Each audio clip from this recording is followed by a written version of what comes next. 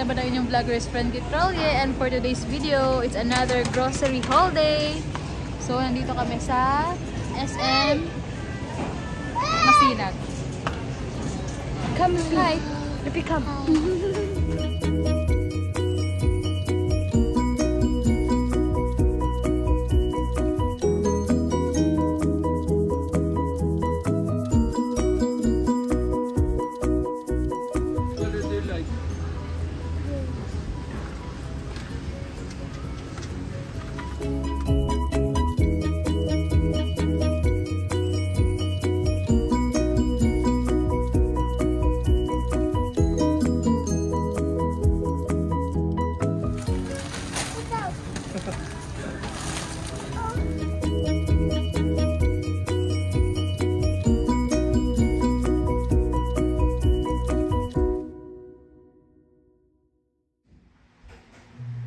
So, yan, yung mga pinamili natin for this grocery haul. Ayan. So, isa-isahin ulit natin siya. Then, mag-pop up na lang yung mga price. So, let's start with our frozen food or yung mga colds natin. So, ayan, bumili kami ng Pure Foods Chicken Breast Nuggets. Ito, medyo malaki na siya. Kasi nga, kasama, magpapasok na sila Ate Baleng, kailangan niya ng maraming chicken nuggets kasi gusto niya ng baon minsan, tsaka gusto niya ulam. So, ito, bumili kami ng 1 kilogram ng chicken breast nuggets, Pure Foods. Ito, shrimp tempura, para naman maiba rin yung baon niya. Minsan, hindi lang puro nuggets. Then, itong chicken popcorn nuggets, bago lang din namin. Ngayon pa lang din namin matitikman to. So, 200 grams lang siya. Tsaka itong sweet ham. Ayan lang. Ito lang yung mga colds na pinamili natin sa ngayon. Bumili tayo ng malaking dairy cream. Yung last time na binili, hindi pa yun nagagamit. Pero ito, pang reserve lang. Sa fruits naman, bumili tayo na itong orange. Ayan. Orange para sa baon din ni Ate Baleng. Para naman healthy ang kanyang baon. Kasi nga guys, ngayon, full face-to-face na sila. So, pasok nila 8 AM to 3 PM na. So, dapat medyo madami na yung baon niya. Kasi, like before, hanggang 12 lang yung pasok niya. So, dito siya nagla-lunch sa bahay. So, ngayon, grade 5 na siya.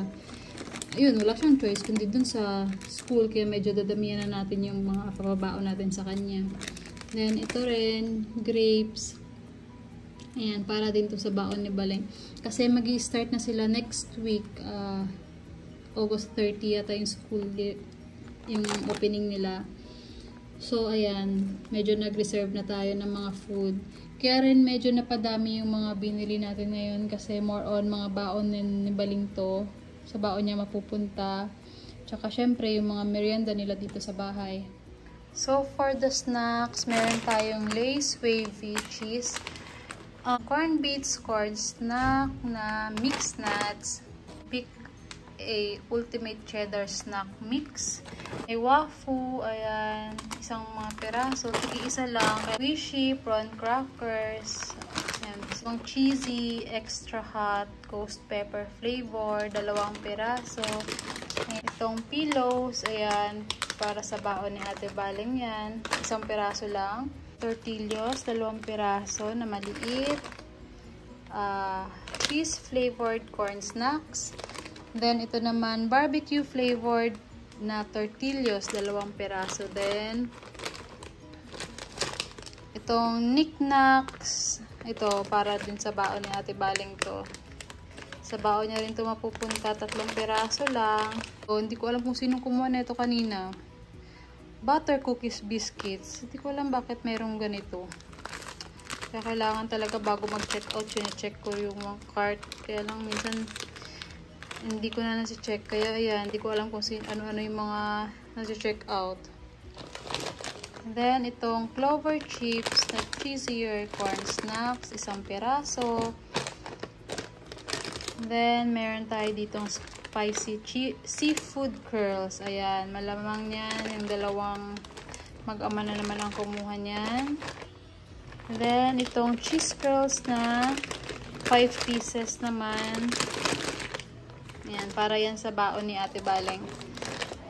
Then, meron din tayong Oatly Quaker Oats. Ayan. Chocolate chips. So, 2 peraso lang. Ayan.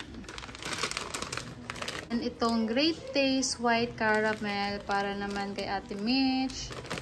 Then, sa mga dilata natin, ang beef loaf. Ayan, Argentina beef loaf. 2 peraso. Cheese whiz para sa palaman natin dito sa bahay. Ito, Pringles. Si Lupi ang kumuha na ito kanina. Ayan, sour cream and onion. Maliit lang. Ito, Argentina corned beef na 260 grams para sa mga ulam-ulam dito. Tsaka itong Delimundo Ranch Style. Yung maliit lang kasi kanina wala kaming makita or wala akong nakita dun na ranch style. Ang meron lang dun is chili. So, hindi naman kumakain ng 2 bata nun. Kaya ito lang. Maliit lang siya. Tsaka, isang Hamonilla. Kasi hindi ko makita kung saan yung spam. So, ito na lang yung replacement. Kasi, ayan. So, yan lang yung mga dilata natin. Then, meron din tayong Trolli Sour Glowworms. Si Ate Baleng ang kumuha na ito para sa mga kakanin nila dito sa bahay. Then, meron din tayong 2 cheesy na hot flavor. Spicy and cheesy na naman. 2 piraso. Tsaka, kumuha rin tayo ng stick-o. Yan. Kasi, favorite ng mga bata yung stick-o. Then, itong breadsticks. Kasi, isa yun sa mga papabaon ko kay Ate Baleng. Breadsticks. Then, itong eggnog. Ayan, isa rin to sa mga pinapabaon ko before, ng grade 4 pa siya. So, ito na naman. Meron naman tayong eggnog. Then, meron tayong isang pack ng pillows. Yung maliliit lang. Ayan, mga baon pack. Ayan, sa mga ipapabaon natin to kay Ate Baleng. 2 peraso. Ito, assorted fruit konjac jelly. 2 peraso. Kasi nga, yan, napupunta rin yan sa baon. Tsaka si Lupi mahilig kasi sa Jelly Ace. Yan, tsaka itong ABC Jelly Ace. Chocolate chip cookies na 600 grams. Yung isang box. Kumuha na ako kasi kesa pa isa-isa. Ayan, mga 3 peraso or 4 pieces na cookies. Papabaon ko rin yan kay Ate Baleng. Para naman hindi siya puro chichirya. Then, ito, kumuha rin tayo ng pork broth cubes. Ayan, kasi meron pa kaming remaining doon ng chicken tsaka beef. Meron din tayo ditong 2 snacko. Ayan, ako kumuha na ito. And para naman meron sa afternoon, medyo pag merienda ng mga bata, meron tayong ay Lucky Me na chicken flavor. Tsaka beef na Lucky Me. Ayan, tig-isang pack sila. Tapos, for the candies, meron din. Kumuha tayo ng Frutos. Ayan. Para sa mga kids. Tsaka itong Payless na Pancit Canton Extra Big. 2 peraso. Kumuha rin tayo ng all-purpose flour. Kasi minsan kailangan natin ng all-purpose. Lalo kapag nag-iisip ako ng anong magandang lutuin. Minsan may all-purpose flour. Ang meron lang kaming available ngayon is cornstarch.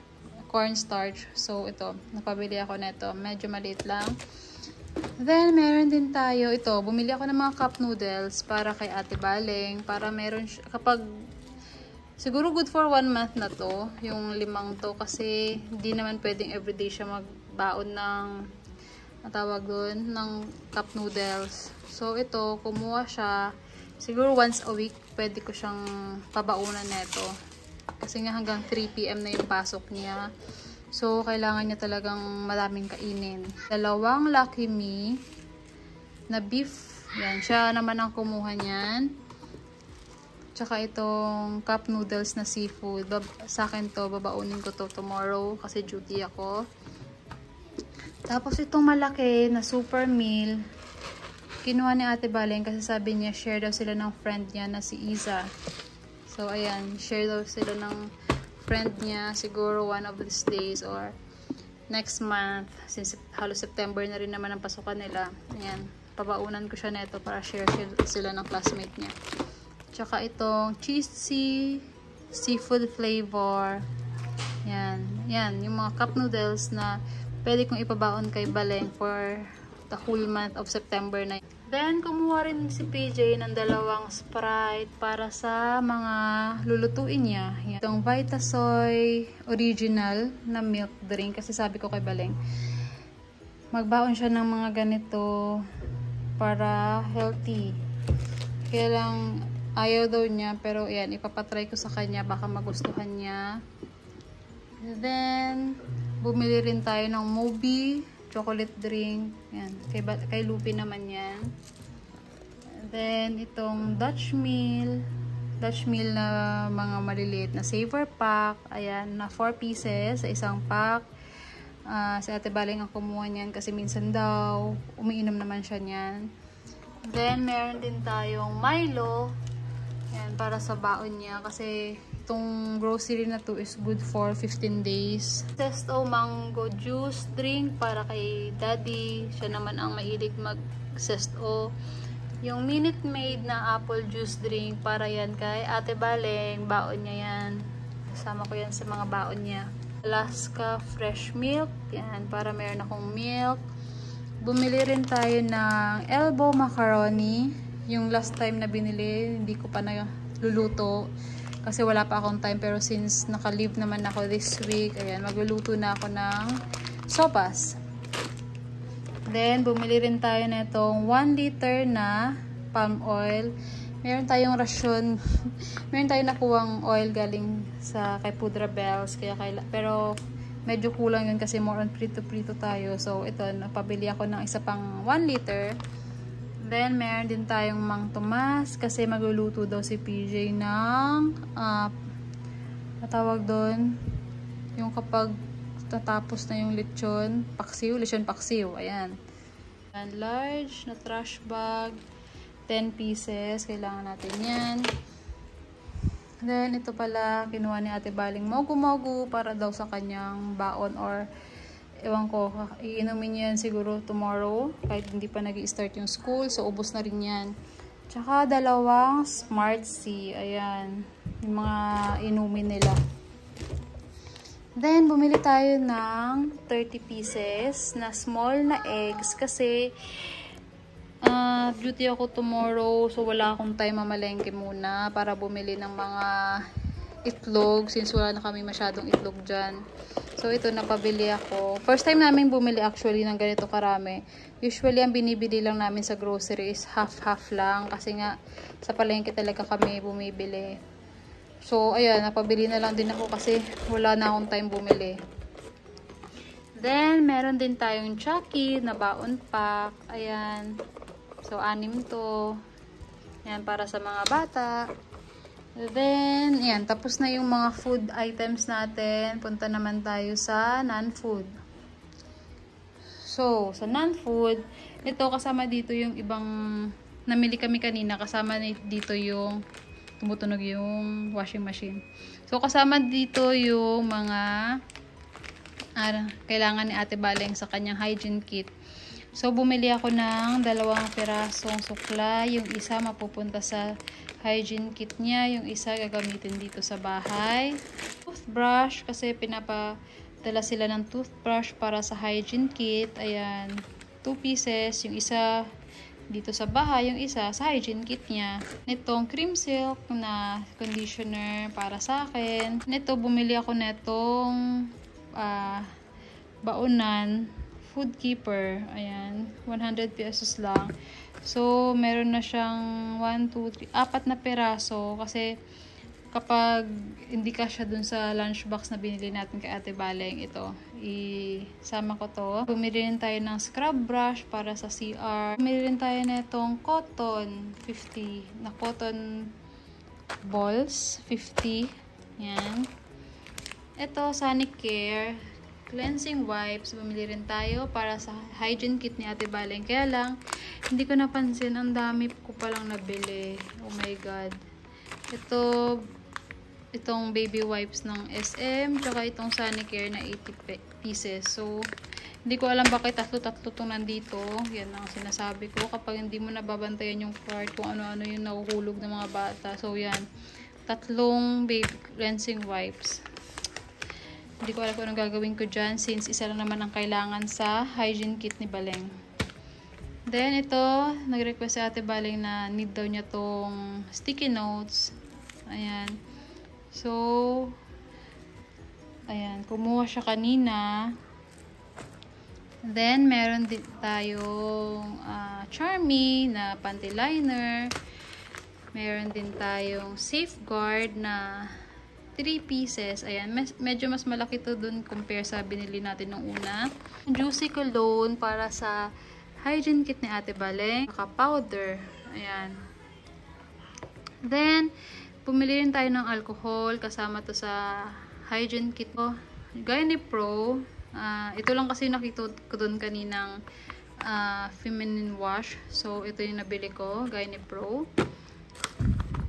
Itong Joy Antibac na maliit lang. 165 ml. Kumuha rin tayo. Para sa extra lang natin. Tapos, sanitary napkin para sa amin ni Ate Baleng. Then, itong Colgate Advanced White, 2 piraso na. Kumuha rin tayo. Meron din tayong Dove kasi kailangan ng isang bar soap sa hygiene kit ni Ate Baleng. So, ang kalinisan fabric conditioner, wala na kasi kaming natirang Fabcon. So, yan. 1,000 ml kumuha tayo. Itong Hana shampoo na 900 ml. Ayan. Ito ang pinakamura dong nakita ko kaninang shampoo. So, yan. Tapos, itong Baygon. Yan. Meron naman tayong Baygon. Tsaka Zonrox Original. Kumuha rin tayo ng Joy na 1 liter, ay 540 ml lang pala to. Kumuha tayo ng Joy kasi wala na tayo natitirang Joy. Tsaka ito para kay Lupi, yung kanyang EQ pants niya, medyo malaki. Minsan lang, bihira lang talaga makakita na itong 3XL na 66 pieces, kaya bumili na kami. Good for ano niya to, siguro mga 1.5 months nang gamitan to. Yung towel kasi wala na kaming kitchen towel. Paubos na rin. Then, bumili ako na nakaraan nung 2 kilos ng sabon. So, 1 kilo na lang yung pinili ko. Then, meron dito. Kailangan ni Ate Baleng ng hygiene kit. So, ito. Kailangan niya.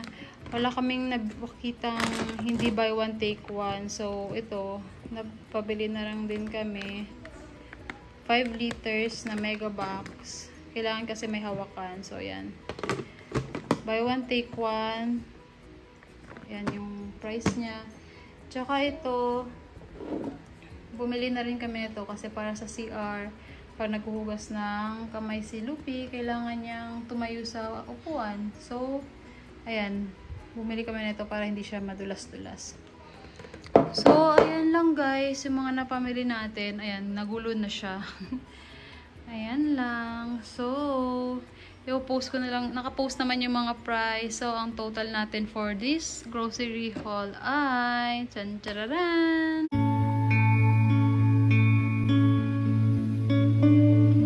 So, ayan lang. Thank you for watching and don't forget to subscribe. Bye!